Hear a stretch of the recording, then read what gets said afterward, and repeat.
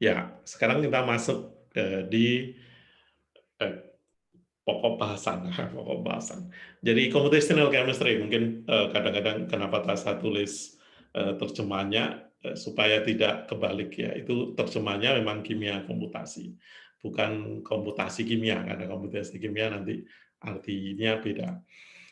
Apa yang dinamakan kimia komputasi adalah sebenarnya cabang kimia yang menggunakan komputer untuk mengenerate informasi. Ya. Kalau dibilang ya lab komputasinya ya lab juga, ya. Untuk mensimulasi biasanya sistem yang dikerjakan adalah sistem yang kompleks. Contohnya tadi protein, itu kan sistem polimer yang gede, yang besar, yang agak susah untuk kalau dilakukan tidak dengan bantuan kimia komputasi. Ya. Caranya bagaimana? Kita menggunakan metode dan theoretical chemistry yang dipadu dengan kecepatan komputer ya untuk menghitung sifat. Ya. Jadi dengan demikian kalau gambarannya, kalau teman-teman punya senyawa hasil alam, ngambil dari bawah laut misalnya, kemudian ada senyawa, tapi tidak tuntas, senyawa itu jumlahnya kecil, tidak tuntas untuk di elusidasi struktur. IR sudah, tapi NMR belum. Nah, maka kita bisa menggunakan pendekatan kimia komputasi untuk memprediksi kira-kira kalau data IR-nya semacam ini, hidupnya dari katakan di bawah laut itu kira-kira family-nya apa gitu. Akhirnya kita bisa memberikan prediksi bahwa bisa saja strukturnya semacam ini. Nah, itu computational chemistry bergerak di situ. Dan lain-lain. Nanti kita bisa juga. Terus, baik Bapak Ibu sekalian, ini sebagai gambaran aja. Yang kanan atas paling nggak suka itu Bapak, orang kimia itu nggak suka matematik Pak umumnya Pak Dekan. Jadi orang matematik juga wegah belajar kimia. Nah ini susahnya ya. Dari zaman dulu seluruh bukan hanya di Indonesia, di internasional juga kecenderungannya semacam itu. Ya. Nah, biasanya terus orang kimia juga ngerti programming gitu, menciptakan software atas keperluan sendiri dan lain-lain. Yang nggak bisa dilakukan oleh orang kimia adalah komputernya, ya teknologi informasinya tetap teman-teman mungkin Pak Dekan tadi cerita dari elektro itu pasti berkait dengan komputer. Nah, saya punya eh, pengalaman menarik ya ketika saya ke Innsbruck tahun 97. Ya, waktu itu mungkin baru Pentium 1 gitu. Oh, saya udah karena mau komputasi bawa komputer tuh notebook. Begitu sampai di Innsbruck ditunjukkan kamu kerja dengan komputer, tak lihat kok jadul banget ya. 486 Pak yang ada itu bisa dilihat ini gimana sih? Nah, terus memang sengaja dibuat begitu. Saya sebagai orang baru dibuat begitu supaya pengalaman. Kemudian hari berikutnya karena ya antar ke server kita. Nah, server di universitas itu isinya ya CPU tok itu saja karena itu server yang gede. Terus bilang kamu jangan khawatir dengan 486 komputer 486 kamu karena pekerjaan komputasinya itu dikerjakan di server yang sangat gede ini yang saya yakin kamu nggak punya di Indonesia di AIC ya di sekarang kami punya AIC. Terus baru oh gitu toh ceritanya gitu ya. Ya seorang orang organik semula ya kemudian belajar kimia komputasi gitu. Jadi ini juga memberikan gambaran ke teman-teman misalnya di Bangka Belitung nggak servernya nggak bisa kirim aja ke kami yang memang punya resources kirim saja ke LIPI itu malah menawarkan ya menawarkan untuk menggunakan fasilitas itu jadi sangat mudah untuk dapat berkomunikasi antar peneliti fasilitas yang ada kepinginnya apa itu bisa dilakukan ya terus saya agak cepat ya tidak ada ilmu yang sekarang berdiri sendiri, pasti bersifat multidisiplin. Ya. Orang teman-teman biologi harus tahu apa yang apa yang dapat dilakukan oleh kimia komputasi. Begitu juga sebaliknya. orang kimia komputasi harus tahu juga apa yang diperlukan oleh teman-teman biologi.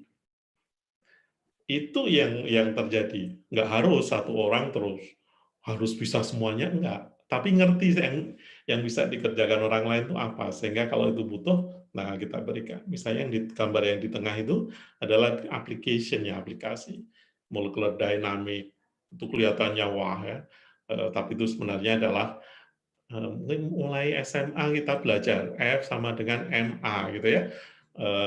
Gaya sama dengan massa kali percepatan. Sebenarnya intinya di situ. Terus, ya ini adalah tokoh-tokoh pemenang hadiah Nobel.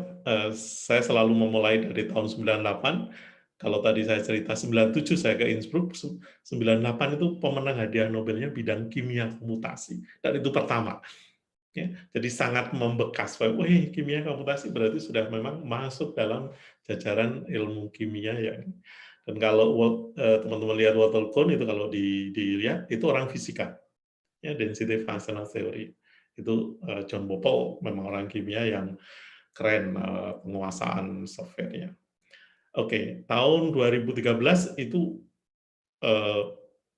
multi scale. Ya, itu juga bergerak di bidang kimia komputasi. Terus, ya, computational chemistry itu sebenarnya mulai quantum mechanics. Saya selalu tidak memulai bahwa ini persamaan gelombang Schrödinger. Saya tidak pernah memulai dari situ. Soalnya pada takut, Pak. Teman-teman baru, waduh lah itu dari SMA belajar itu ya nggak ngerti bagaimana jadinya dan digunakan untuk apa. Itu padahal kimia komputasi itu fully menggunakan pendekatan kuantum, tetapi dengan penyederhanaan yang ada. Sehingga kita sesuaikan aja metodenya. Kalau molekulnya gede seperti protein, kita pakai metode molekular mekanik. Kalau misalnya sangat apa ya, sangat seperti tadi saya sampaikan spektroskopi misalnya ya, kita menggunakan yang lebih teliti, ab initio dan sebagainya. Oke, saya tidak cerita bahwa tiap sistem kimia yang kita hadapi ada metode masing-masing. Nah, itulah choosing itu, pemilihan itulah yang nanti bisa dipelajari semuanya dari jurnal atau dari kuliah. Terus, oke, terus, ya, nah, oke, ini hanya cerita bahwa sebelumnya, Pak, mungkin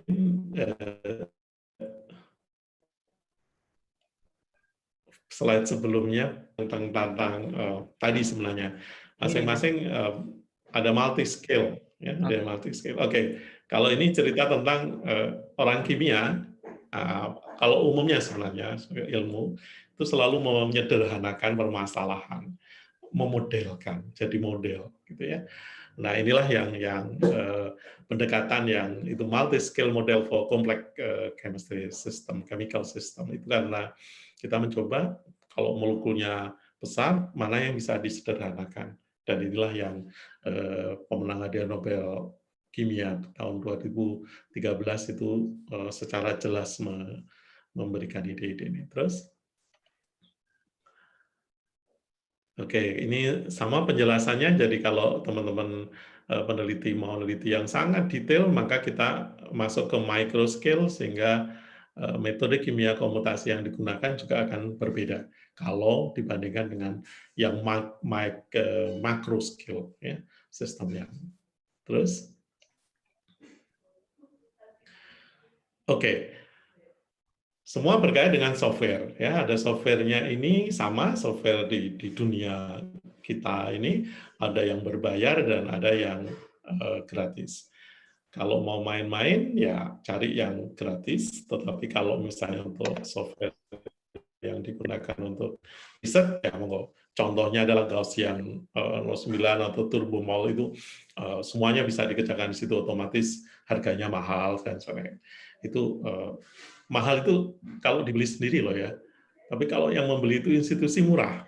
Kalau saya selalu bilang begitu, kalau saya sebagai beli itu membeli, dan itu adalah RKHT atau anggaran universitas, itu jadi murah, Pak. Kan begitu. 100 juta, Pak. Waduh, dapat mobil. Oh, jangan mikir mobil, ini bisa jadi mobil berderet-deret kalau sudah digunakan untuk riset. Saya selalu pikir begitu. Hypercam misalnya, saya baru kepikiran sebulan yang lalu, kenapa saya nggak beli Hypercam untuk Mac ya, karena pengguna Mac sekarang makin banyak. Dan saya sedang membeli itu. Kok kayak Pak Arno? Enggak, itu yang biayai riset. Ya, riset COVID-19-nya UGM menyediakan dana untuk itu. Oh, udah beli. Gitu. Dan itu murah. Murah kalau institusi yang beli. Nah, gitu. Oke, terus. Oke, jadi ini saya ceritakan. Nah, UBB tadi berapa Pak? Umurnya 14 ya, Pak Dekan ya. Jadi 14 itu UBB. Partner kita, UGM 70 itu sudah kelihatan senior gitu ya. Tapi partner kami di Innsbruck tuh umurnya 350 tahun. Jadi begitu beda ya. Nah, tahun ini sebenarnya tahun 30 tahun kerjasama Austria Indonesia. Harusnya ini saya di Innsbruck untuk merayakan itu. Saya tuh beberapa tim Pak, termasuk Pak Rektor UGM sudah diundang, Ngarso Telem juga diundang karena ada sister province dengan Innsbruck ya, dengan Tirol. Tapi tentu saja ini ke delay semuanya.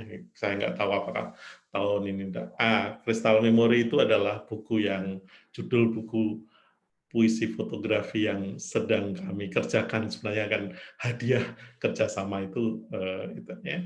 Mungkin kalau saya tadi diawali dengan pantun, mungkin nanti bunyinya bukan puisi fotografi, saya mungkin malah punya ide ya, pantun fotografi gitu ya, gabungan pantun dengan fotografi. Kayak kita buat ini Pak Dekan, sekali-sekali yang buat jangan teman-teman sosial, tapi kita orang eksakta gitu. Terus sepakat Prof. Terus, oke, jadi ini AIC, Australian Center for Computational Chemistry, itu lahir tahun 97, bulan Agustus, sehingga nanti bulan Agustus kami ada celebration lah, tapi dengan seminar gitu ya. Jadi ini AIC adalah Australian Innovation Center for Computational Chemistry. Terus, oke, jadi ini krunya di Chemistry Department. Ya, sebelah kiri makan-makan biasa. Saya nggak tahu ya. Dulu saya selalu senang kalau diajak makan profesor. Satu karena pasti dibayari. Yang kedua karena kita membangun apa ya, emosi bahwa ini rekan, bukan antara bawahan dan atasan. Itu sangat penting untuk kita bangun ya. Kalau yang di bawah kelihatan ya, mana yang bos dan mana yang tidak. Yang paling gemuk adalah yang pimpinannya, begitu kira-kira. Terus saya kan oke, ini ada riset topiknya, ada QSAR, ada aplikasi molecular modeling, kemudian macam-macam dari molecular docking. Oke, mungkin lebih jelasnya akan saya berikan contoh secara cepat kaitannya dengan riset-riset. Silakan, Pak.